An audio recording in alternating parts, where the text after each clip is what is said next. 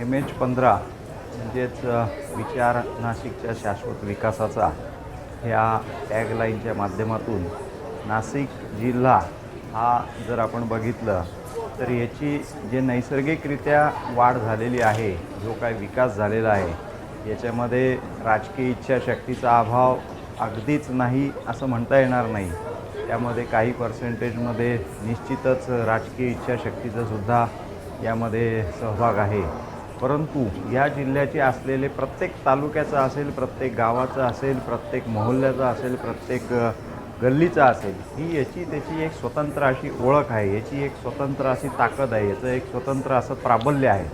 परंतु दुर्दैवाने असं असतानासुद्धा ह्याकडे कुठेतरी दुर्लक्षित राहिलेलं आहे की काय, अशा मनामध्ये निश्चितच शंका निर्माण होते.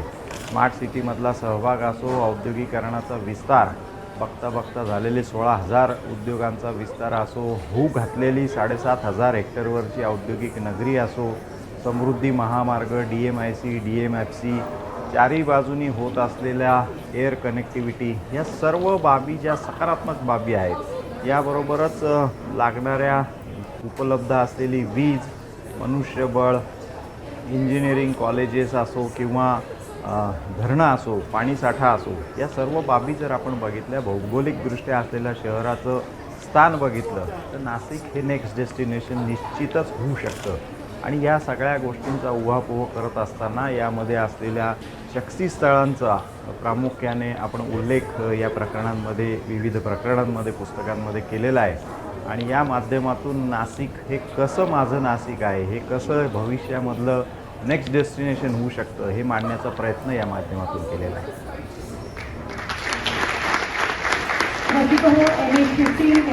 मी आपल्या सर्वांतर्फे एक प्रातिनिधिक स्वरूपात या ठिकाणी शुभेच्छा देण्यासाठी उभा आहे. बेळे आणि गोपटे परिवाराचा जिव्हाळा अनेक दशकाचा आहे, पण धनंजयच्या बरोबर जास्तीत जवळ निर्माण झाली ती निमा इंडेक्स 2000 मध्ये.